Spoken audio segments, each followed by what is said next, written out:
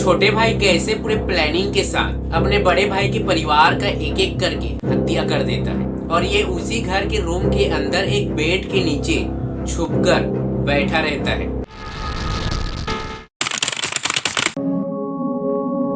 जिसका नाम है अजीत और इसके बड़े भाई का नाम है अनुराग। और दोनों का शादी हो चुका था और दोनों भाई अलग अलग रहते थे। दोनों भाई के छोटे छोटे बच्चे भी थे।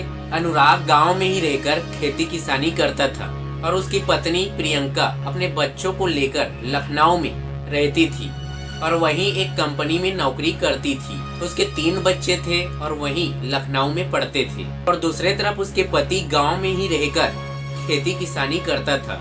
जबकि अनुराग सिविल सर्विस की काफी ज्यादा तैयारी की थी।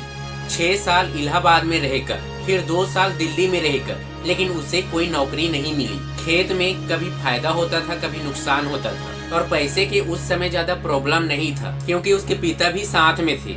ये भी खेती किसानी को देखता था। अनुराग अपने गाँव के लोगों से बहुत ज्यादा जुड़ा हुआ था, बातचीत करता था लोगों के साथ, गांव के लोगों के साथ बैठना उठना था। मतलब गांव के लोग अनुराग को अच्छे बोलते थे क्योंकि उसका व्यवहार अच्छा था। गांव के लोग एक बार में उसके खेत में काम करने के लिए तैयार हो जाते थे। लेकिन दूसरे तरफ उसका छोटा भाई था जिसका नाम है अजीत। इसका आना जाना बैठना उठना गाँव के लोगों के साथ कम था। मतलब उसे गाँव के लोग ज्यादा पसंद नहीं करते थे और कई लोग करते भी थे, लेकिन गाँव के लोग अनुराग को ही अच्छे कहते थे, अजीत को नहीं। अजीत जॉब करता था और उसका इनकम अनुराग से कम था।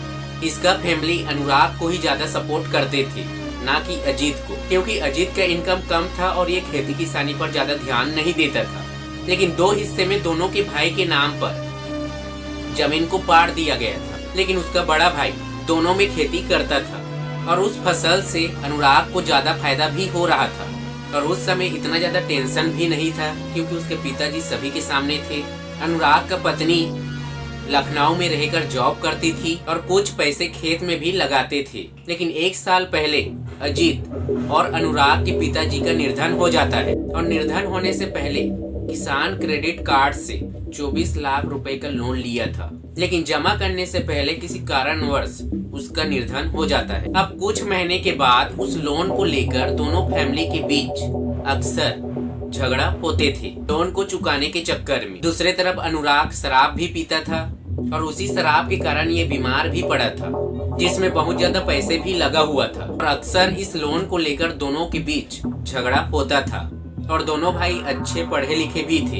एक बार अनुराग अपने भाई से बोला था कि तरबूज की फसल अच्छा होने के बाद मैं अपना लोन चुका दूंगा, लेकिन ये ऐसा नहीं किया, लोन को नहीं चुकाया। अजीत 10 मई के शाम जब उसके घर आया तो उसकी भाभी और उसकी माँ उसे बताया कि अनुराग लोन जमा नहीं कर पाएगा और ये सुनते ही और बहुत ज्यादा गुस्से में आ गया और उस दिन से सोच लिया ये सभी को मारने का प्लानिंग के बाद कुछ दिन के बाद अजीत अपने फैमिली को उसके घर भेज दिया था बच्चों को पकड़कर। उस दिन ये भी उसी के घर में था क्योंकि कुछ दिन पहले अनुराग की पत्नी अपने बच्चों को पकड़कर अपने घर आई थी। शाम को अनुराग के घर में खिचड़ी बनी थी और उसी घर में अजीत भी था। ये नींद की 5 गोलियां खिचड़ी में मिला देता है। अजीत अपने भाई और भाभी को मारना चाहता था क्योंकि उसका भाभी भी लोन को लेकर सीरियस नहीं थी। कभी कभी दोनों के बीच भी झगड़ा होते थे। लोन को जल्दी से जल्दी जमा करने पर ध्यान नहीं देता था। उसके बाद अजीत सोने के लिए चला जाता है, लेकिन अजीत को ये पता नहीं था कि इसकी फैमिली आज कहीं बाहर से खाना खाने वाला है। जिस खिचड़ी में अजीत नींद की गोलियां मिलाया था, ये खिचड़ी वैसा ही वहीं रखाया हुआ था। अजीत को कुछ समय के बाद पता चला भाई और भाभी और फैमिली कहीं बाहर खाना खा के आए हुए थे। अजीत फर्स्ट फ्लोर के कमरे में जाता है और वहाँ लेट जाता है क्योंकि उस रात ये पूरा प्लानिंग बनाया था भाई और भाभी को रास्ते से हटाने का। रात के 2 बजे जाता है, भाभी और बच्चों के रूम के अंदर मेन स्विच ऑफ कर देता है। इस समय गर्मी भी बहुत ज्यादा थी। अब जैसे ही प्रियंका को गर्मी लगती है, ये अपने रूम से निकलकर थोड़ा आगे बढ़ती है और वहीं एक बेड रखाया हुआ था, वहीं जाकर बैठ जाती है और थोड़े दूर में अजीत भी था। उससे बात करती है लोन के बारे में, लेकिन वहीं फिर से दोनों के बीच झगड़ा हो जाता है। उसके बाद वही उसे गोली मार देती है। गोली की आवाज को सुनकर उसकी माँ आती है तो उसे भी वहाँ मार देता है। उसके बाद अजीत धीरे धीरे अनुराग के रूम के पास जाता है और उसे भी गोली मार देता है। अजीत दूसरे हाथ में हैमर भी रखा हुआ था। गोली मारने के बाद हैमर से भी उसके ऊपर वार करता है और ऐसा नहीं, ये सभी के ऊपर हैमर से वार करता है और एक एक करके बच्चों को भी मारता है और छत के नीचे गिरा देता है। और ये जो घटना का प्लानिंग था ये रात के 2 बजे से लेकर सुबह 6 बजे तक ये चलता रहा। और इस घटना के बारे में प्रियंका को पहले से पता चल गया था कि अजीत हम सभी को मारना चाहता है और ये अपने भाई को बताया था जिसका नाम है अंकित। बच्चों को नहीं मारना चाहता था अजीत, लेकिन गोली की आवाज को सुनकर बच्चे उठ गए थे और देख लिए थे।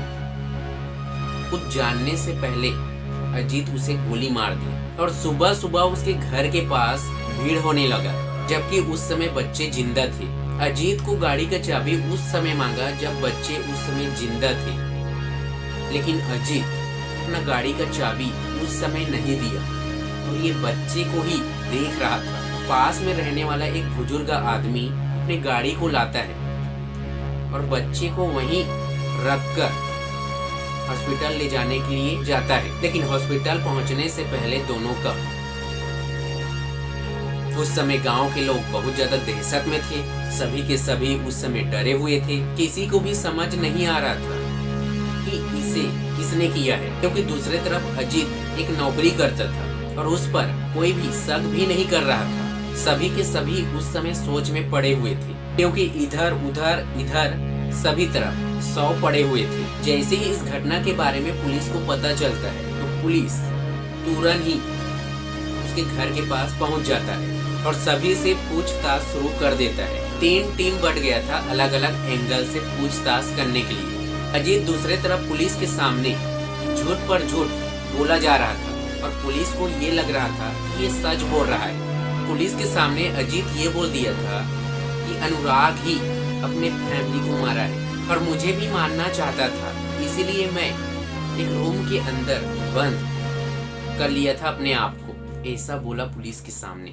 अजीत झूठ पर झूठ बोलता जा रहा था और पुलिस उसकी बातों पर विश्वास कर रहा था। तब एक प्रकार से ये आत्महत्या बता रहा था, जबकि ऐसा बिल्कुल भी नहीं था। फिर 4 दिन के बाद अजीत अपना बयान कबूल कर दिया कि ये मैंने ही किया है। जब शव का जांच किया गया और जब रिपोर्ट आया तो उस रिपोर्ट से यही पता चल रहा था कि ये एक आत्महत्या नहीं है, सोचा समझा प्लानिंग है जो पहले से बनाकर रखा हुआ था। अनुराग अपने ही आप को मारना चाहता था तो ये हथौड़े से अपने चेहरे को क्यों मारा, क्योंकि गोली पहले से ही अपने आप को मार चुका था। मतलब रिपोर्ट एक प्रकार से ये बता रहा था कि उस फैमिली को किसी ने मारा है, हत्या किया है। जब पुलिस अपने तरीके से अजीत के साथ पूछताछ शुरू किया तो ये सही बयान दे दिया कि हाँ मैंने ही किया है इस सभी काम।